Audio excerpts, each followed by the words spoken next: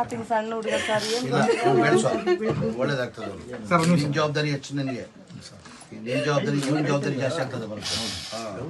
ನಿನ್ನ ಜವಾಬ್ದಾರಿ ಜಾಸ್ತಿ ಆಗ್ತದೆ. ನೀನೇ ನೋಡ್ಕೊಳ್ಬೇಕು ತಾಯಿಗೆ, ತಂಗಿ, ಅಕ್ಕನ್ನ.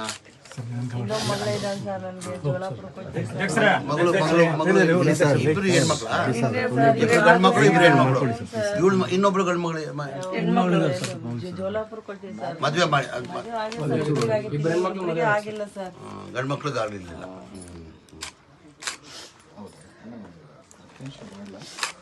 ಅವನ ಒಬ್ಬನು ಹೋಗ್ಬಿಟ್ಟ ಸರ್. ಸಾಲ ಇತ್ತು, ಅದನ್ನ ನಮ್ಮ ತಮ್ಮ ಹಂಗೆ ಕಟ್ಕೊಂಡ್ ಬರ್ತಿದ್ದ ಸರ್.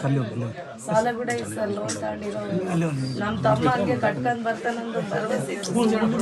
ಇವಾಗ ಎಲ್ಲ ತಮ್ಮ ಇಲ್ಲ, ಎಲ್ಲ ನಮ್ಮ ತಲೆ ಮೇಲೆ ಬಿದ್ದುಬಿಟ್ಟ ಸರ್. ಇವಾಗ ನಮಗೆ ಏನ್ ಮಾಡ್ಬೇಕಂತ ಗೊತ್ತಾಗ್ತಿಲ್ಲ. ಅವ್ರ ತಂದೆ ಸರ್, ಅವರು ಸುರೇಂದ್ರ ಯಜಮಾನ್ರು ಸರ್.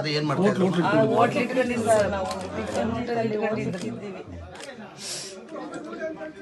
ಇವಾಗ ಅದು ಸತ್ತೋಗ್ಬಿಟ್ಟೆ. ಹುಡುಗರು ಮಾರೋದಂದ್ರೆ ಸ್ವಲ್ಪ ಸಣ್ಣ ಬಂಕ್ ಹಾಕಿ ಇಟ್ಕೊಂಡಿದ್ದೀನಿ ಸರ್ ಬಗ್ಲಿಗೆ.